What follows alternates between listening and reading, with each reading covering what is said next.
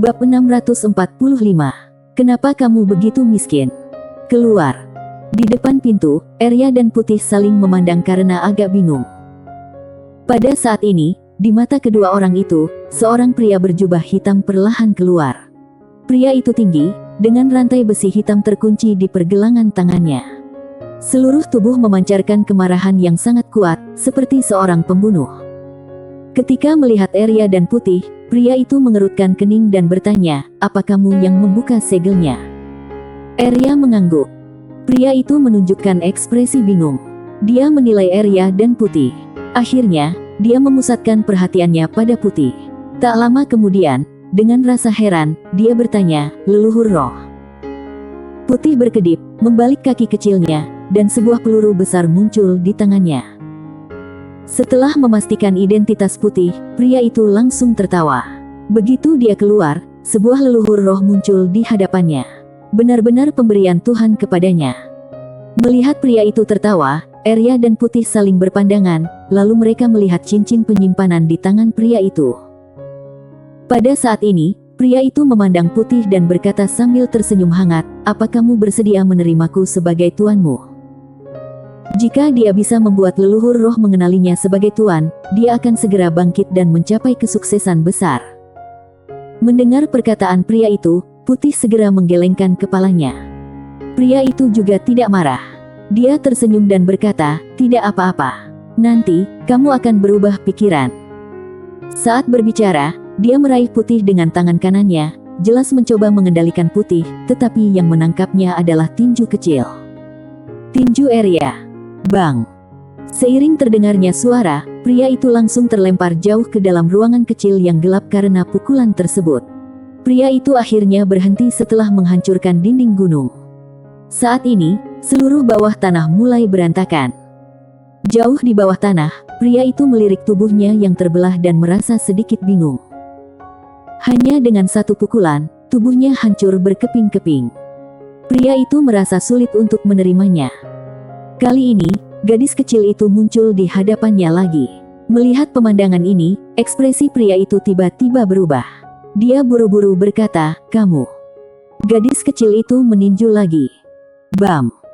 Dengan pukulan ini, seluruh bawah tanah runtuh sepenuhnya dan berubah menjadi jurang yang sangat besar. Sander dan Sony yang baru saja memasuki bawah tanah, tiba-tiba merasakan gelombang kejut kekuatan yang kuat. Ekspresi mereka sedikit berubah. Sander melambaikan lengan bajunya. Niat pedang melonjak, menghalangi gelombang kejut kekuatan yang kuat. Sander melihat ke kejauhan dan sedikit terkejut. Kenapa Arya ini bertengkar? Di samping Sander, Sony tampak sedikit serius. Kekuatan monster jahat ini sungguh menakutkan. Saat mengatakan ini, dia tidak bisa menahan diri untuk tidak melihat ke arah Sander di sampingnya. Dia merasa sedikit ragu di dalam hatinya. Bisakah bocah ini benar-benar mengalahkan monster jahat ini? Saat ini, Sander tiba-tiba berkata, "Ayo." Setelah mengatakan itu, dia gemetar dan berubah menjadi cahaya pedang dan bergegas menuju kejauhan. Melihat ini, Sony pun segera mengikutinya. Jauh di bawah tanah, Arya hendak mengambil tindakan lagi, tetapi pada saat ini, dia sepertinya merasakan sesuatu dan berbalik untuk melihat. Ketika dia melihat cahaya pedang di kejauhan, dia tertegun. "Cucu." Pada saat ini, cahaya pedang jatuh di depan Arya. Cahaya pedang menyebar. Sander berjalan keluar. Melihat Sander, mata Putih berbinar. Dia segera terbang ke bahunya, lalu membelai kepala Sander dengan cakar kecilnya, tampak menyayanginya. Sander terdiam. Arya menghampiri Sander dan berkata sambil tersenyum, "Cucu, kenapa kamu ada di sini?" "Cucu." Setelah mendengar kata-kata Arya, ekspresi Sony tiba-tiba menjadi aneh. Sander tidak keberatan dengan panggilan Arya. Dia tersenyum dan berkata, "Aku dengar kalian datang ke sini, jadi aku datang ke sini untuk mencari kalian." Saat mengatakan itu, dia melihat pria berjubah hitam yang berjalan perlahan di kejauhan. Dia merasa sedikit bingung. Siapa dia? Arya berkata, "Dia ingin merampok Putih." Mendengar ini, ekspresi Sander tiba-tiba menjadi muram. Mencuri Putih. Ini tidak bisa ditoleransi. Saat ini, Pria berjubah hitam di kejauhan dengan cepat berkata, "Salah paham, ini adalah kesalahpahaman." Dia sangat ketakutan saat ini. Tadi, dia kurang jeli, hanya melihat leluhur roh ini tanpa menyadari adanya monster jahat. Memang wajar jika dia tidak bisa melihatnya, karena Arya belum berubah bentuk. Sekarang, dia lebih suka berpenampilan seperti manusia. Sony melirik pria berjubah hitam itu, lalu dia sedikit bingung. Ranah Shinto. Pria berjubah hitam itu tersenyum sinis. Itu hanya salah paham. Kalian, lanjutkan saja. Kemudian, dia hendak melarikan diri. Saat ini, Arya tiba-tiba muncul di depan pria berjubah hitam. Wajah pria itu sedikit berubah dan dia buru-buru berkata, "Kamu?" Arya menunjuk cincin penyimpanan di tangan pria berjubah hitam. "Ini milikku." Pria berjubah hitam terdiam.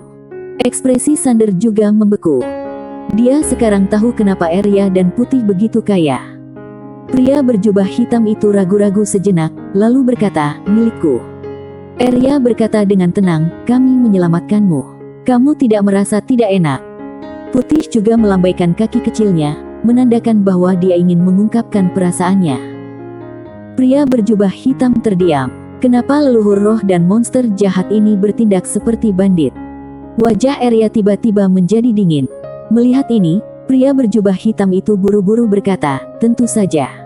Aku harus kasih." Kemudian, dia dengan enggan melepas cincin penyimpanan itu dan menyerahkannya kepada Arya. Arya mengambil cincin penyimpanan itu dan melihatnya. Alisnya tiba-tiba berkerut. "Kenapa kamu begitu miskin?" "Buset."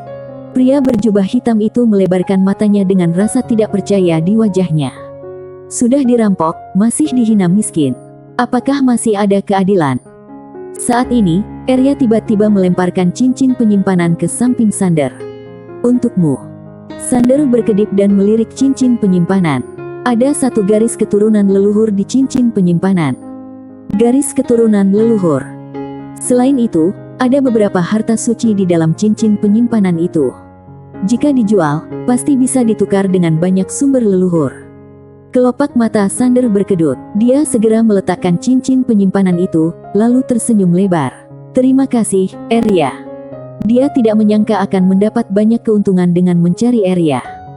Di depan Arya, pria berjubah hitam itu melirik ke arah Arya, lalu bertanya, "Bolehkah aku pergi?" Arya melambaikan tangannya. "Pergi saja." Pria berjubah hitam itu berbalik dan hendak melarikan diri. Pada saat itu, Sony tiba-tiba berkata, "Tunggu sebentar." Pria berjubah hitam menoleh ke arah Sony dengan sedikit waspada. Sony memandang pria berjubah hitam. "Sudah berapa lama kamu terjebak di sini?" Pria berjubah hitam berkata dengan sungguh-sungguh, "Sekitar 100.000 tahun." 100.000 tahun. Mendengar perkataan pria berjubah hitam, kelopak mata Sander melonjak. Orang ini telah dipenjara selama 100.000 tahun.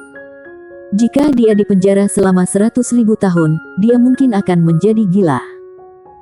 Sony bertanya dengan suara yang dalam, "Apa kamu disegel oleh Kaisar Iblis saat itu?"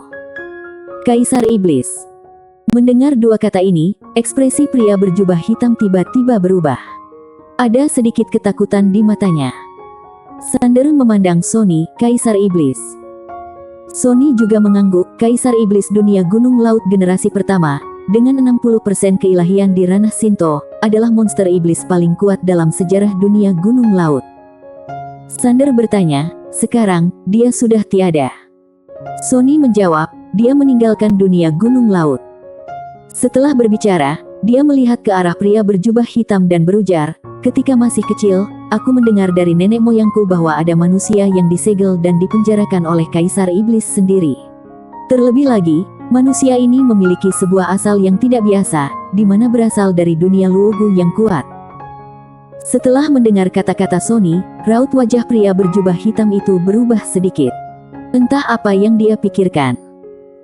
Sony menatap pria berjubah hitam dan berkata, "Sobat, jika kamu membiarkannya pergi, dia pasti akan menyebarkan berita kemunculan leluhur roh ke dunia Luogu. Pada saat itu, kamu akan berada dalam masalah yang tak ada habisnya."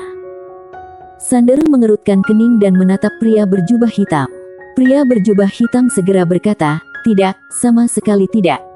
Sander memandang pria berjubah hitam. Senior Sony, di mana dunia Luogo? Sony menjelaskan, di antara kekuatan di dunia, itu menempati peringkat ketiga dan sangat kuat.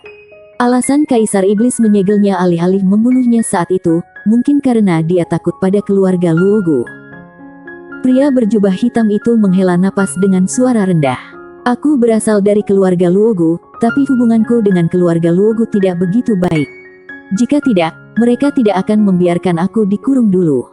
Bagaimanapun, sudah 100.000 tahun berlalu. Hubungan antara aku dan keluarga Luogo sudah lama menghilang. Saat mengatakan itu, dia melihat ke arah Sander dan berkata dengan serius, "Tuan, aku sangat beruntung bisa keluar dari masalah sekarang, jadi tidak akan mencari masalah lagi."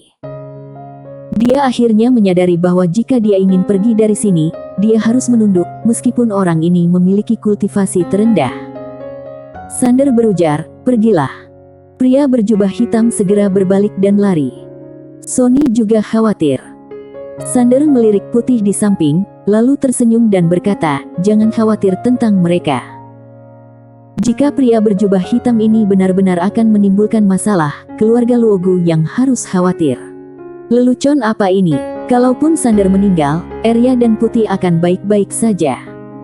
Jika terjadi perkelahian, mereka dapat memanggil bala bantuan. Apalagi, kedua orang ini mengikuti kakeknya." Melihat tatapan acuh tak acuh Sander, Sony tiba-tiba menjadi penasaran dengan asal-usul Sander, Arya, dan Putih. Ketiga orang ini jelas satu keluarga, tetapi yang membuatnya bingung adalah kenapa dia belum pernah mendengar tentang keluarga Yang. Saat ini, Sander menghampiri Arya dan bertanya sambil tersenyum, "Apa rencana kalian selanjutnya?" Arya berpikir sejenak, lalu berucap, "Kami datang secara khusus untuk mencarimu." Sander sedikit bingung, "Mencariku?" Arya mengangguk cepat, "Ya." Sander bertanya dengan rasa ingin tahu, "Apa yang kamu inginkan dariku?" Arya berucap dengan serius, "Aku mengkhawatirkanmu." Mulut Sander sedikit berkedut, dia ragu-ragu, lalu bertanya, "Apa kalian menyelinap keluar?" Arya memutar matanya ke arahnya, lalu berkata, "Kami sangat mengkhawatirkanmu, jadi kami datang untuk mencarimu." Kemudian, dia sepertinya memikirkan sesuatu dan berkata dengan cepat, "Kami juga membawakanmu harta karun." Sambil mengatakan itu, dia memandang Putih. Putih berkedip-kedip, lalu mengeluarkan sebuah stempel besar berwarna emas gelap. Begitu segel emas gelap ini muncul, langit dan bumi di sekitarnya tiba-tiba mulai mencair. Sony dan Sander tercengang saat itu juga. Arya segera melepaskan segel besar itu dan berkata, "Bukan harta karun ini, tapi yang itu." Kemudian, dia memberi isyarat. Putih berkedip, lalu melambaikan kaki kecilnya. Sebuah peti mati muncul di depan Sander.